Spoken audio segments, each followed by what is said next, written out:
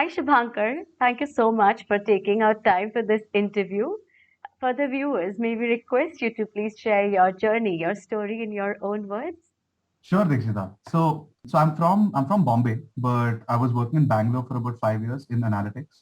All right. And after that amount of time working in my company, I realized that I kind of needed an extra stamp on my resume to kind of upskill and make sure that I break that glass ceiling that corporate usually pushes down on people, which is why I started doing. I mean, I thought of doing my MBA. Mm-hmm. The primary place I wanted to target was in India, and best college in India is ISB, which is right here, the Indian School of Business. Yes. So initially, I reached out to I'd started researching on things. I'd done my GMAT, and luckily, I managed to get a 710. I have no idea how I pulled that off, but Right. that took a lot of effort. That took a lot of practice, and finally managed to pull that off. And after that, getting into the entire admissions process seemed a bit tricky because along with ISB, I was also applying to a couple of US schools just to be on the safe side. All right. And that's where I think Experts Global also came into the picture, helped me form the structure of my answers for my essays, make sure they vetted my entire application, and made sure everything was kind of spot on while I was applying. Right. I like to think that that helped me quite a bit along the way. All Now, right. the past year I've been in ISB. I'm doing my majors in information technology and marketing, and I'm going to become a product manager after this, which is what I wanted to do before getting into ISB as well. So I'm kind of happy that I managed to follow through on what I set out to do. That's great. That's actually inspiring that you set your target and you were able to achieve that. So, congratulations on Thank that. you very much. So, in your opinion, what are a few factors or actions you took that made all the difference? So I'm not a very hard worker. As in, I was deemed a workaholic back at office. All right. And whenever I'm given a task, I kind of delve right into it. But when it comes to my own personal life, I don't really end up doing a lot of things. I'm pretty lazy. So doing a lot of practice initially for GMAT was something that really helped me. Okay.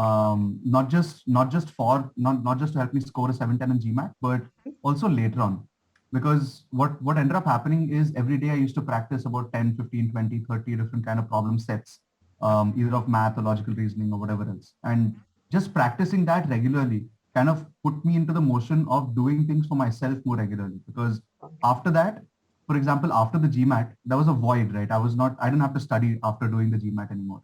Right. But I kind of filled in that void with doing other activities. So that initial kind of the momentum that was built up with practice, I think that is something that really helped me right up until today. Number one. Two is, I think, curiosity. Just generally being curious about anything in life. Like when somebody comes and talks to you, being curious about the things they're interested in helps create that bond. Being curious in things that professors are talking about helps increase your intellectual curiosity and helps kind of drive better conversations. It's really fun. So I would say curiosity has also driven me for most part. That's interesting.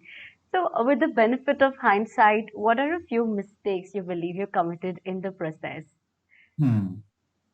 So initially in the process, I didn't commit to this at all. I wasn't very convinced that MBA is the right thing to do, Mm-hmm. because especially in the tech and analytics field, MBAs don't have as much value now because it's still a very growing industry. It's still very nascent, especially in India. So I Mm-hmm. didn't really see the value of an MBA, and because of that, I didn't put in too much effort. Okay. And I think that was one of my fatal flaws. Right from the beginning, if I'd put in effort, then I would have been able to get into an MBA program much earlier and kind of accelerate that versus now I've spent 5 years in the corporate world, then done an MBA, then back, which is also great. But even at 4 years, I could have still done an MBA with almost the same kind of learnings from corporate. So All I think right. that was one of the major things. Just putting in the effort early on. That Mhm. that is really important. All right. So, what area on GMAT did you struggle with the most, and how did you Hmm. overcome that challenge? Interesting. So I think the thing that challenged me the most was quants. All right. I'm pretty decent with English. Right from school, I've been faring decently well in like written and spoken English. All right. But quants, what was happening with me was a lot of silly mistakes. I would swap out an 8 for a 9, or if I didn't get the exact number, I would approximate to the closest number in the options.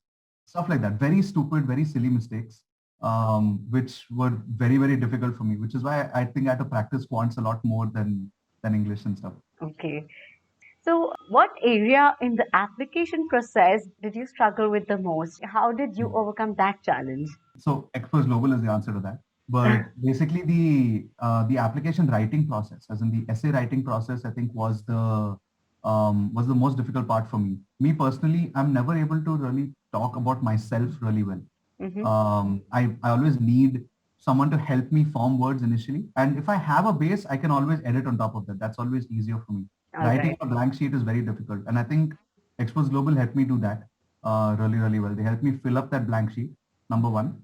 And two is also identify interesting colleges. Like I remember in my initial list of colleges, I'd thought up of a list, and during the entire process, Expose Global came back with a suggestion of this college called Questrom.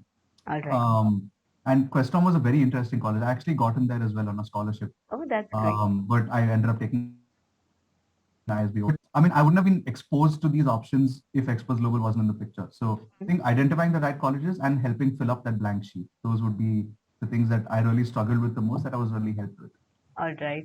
And what would you like to say about your learnings from the entire application process and, managing the application timelines?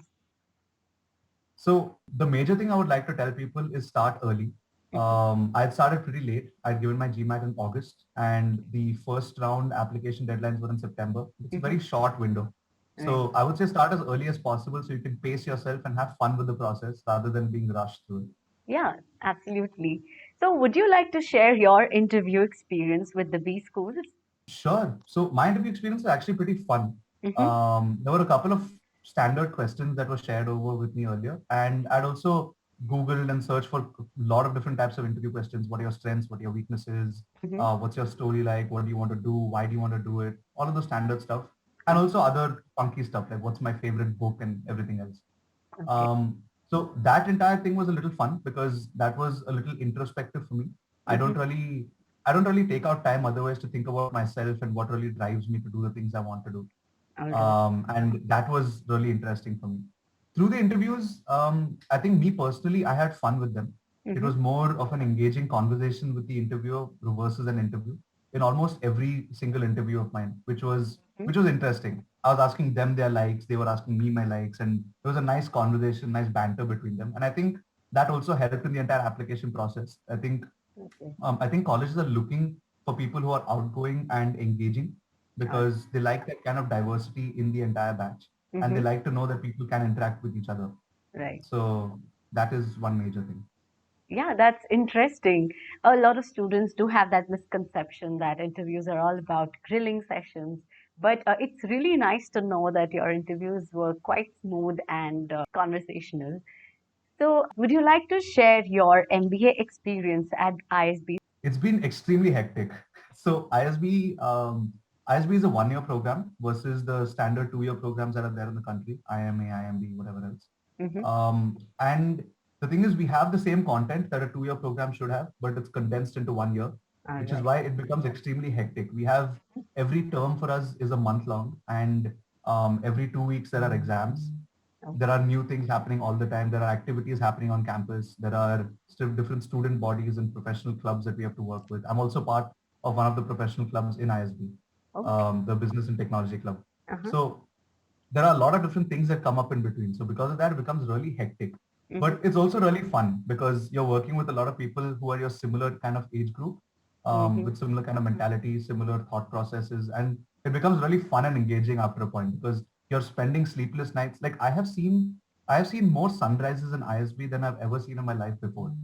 All right. Because I've just stayed up till like 6 a.m., 7 a.m. for so many days, just Mm-hmm. doing assignments, doing group projects, doing other things. It's Okay. been very hectic and very fun. And I Right. know for a fact that I'm going to miss this life after I go back to work this year. All right. So it seems like quite a wholesome experience. Yeah. Right. Okay, that's nice. So, can you tell us about your job search experience during the MBA and what advice would you Sure. give to the future MBA candidate? So the placements time period in ISB, I would say, is one of the most stressful on campus for most people. Most people take a lot of stress because everyone's like, will I get a job? Where will I get a job? Will I get a job in the sector and industry I want to get into? Is this company the right one for me? There's a lot of pressure and stress, especially on the consultants. Yeah. Um, one thing I did through the entire process was I knew exactly where I want to go. When I came into ISB, I knew I wanted to get into a product management role at a smaller tech firm, in a smaller product firm, so Mm-hmm. that I'm able to have more autonomy in my decision making. Okay. So I think one thing I would ask people to be is Mm-hmm. initially as soon as you start your journey, as soon as let's say you get into college, spend Mm-hmm. the first few months in scoping and identifying exactly what you want to do All and right. focus only on that. Don't get caught up in FOMO, Mm-hmm. um, with where other people are, for example, doing consulting and you aren't doing consulting. Don't feel bad. It's okay. Right. Consulting might not be for you. It is perfectly fine. Mm-hmm. So figure out what you want to do and stick with it. Don't let other people sway that. Number one. Two is Okay. I would say chill a little bit. I know you will have to do, I mean, people will have to do case prep. People will have to do interview prep. They'll have to do mock interviews. They'll have to figure out their resumes. There's a lot of things and a lot of stress, Right. especially for 23, 24-year-olds. Yeah. But it will figure itself out, especially if you're in a good business school. The network itself is going to propel you through the years. Mm-hmm. So don't worry about it. You will get a job because you are employable. I think that is the bigger message I would want to tell people. That is true. And it's a really nice message that you have given to all the future candidates. So, what would be your final suggestion to all the viewers watching this video? My final suggestion, I think, would just be to take yourselves less seriously. Have a little fun through life. Like once you're whether it's the application process to get into an MBA program or once you're in an MBA program, Mm-hmm. just have fun through it. Whatever you're doing, make sure you're extracting the most fun because it's very easy to get sidetracked and become extremely serious. Mm-hmm. This entire time is supposed to be a time where you're exploring yourself, you're making new connections, you're building a meaningful network. I've made some of my best friends over here in ISP.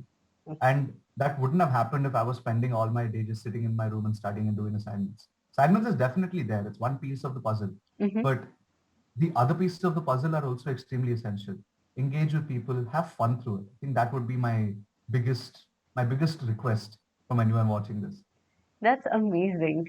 Thank you so much, Shubhankar, for sharing your journey and your suggestions with us. I'm sure your advice is going to help a lot of students in their journey to success. And all I the hope so. best for your future. Thank you for Cool. taking our time Thank you for so this much, interview. Deekshita. Okay, take care and all the Yep. best. See you. Bye.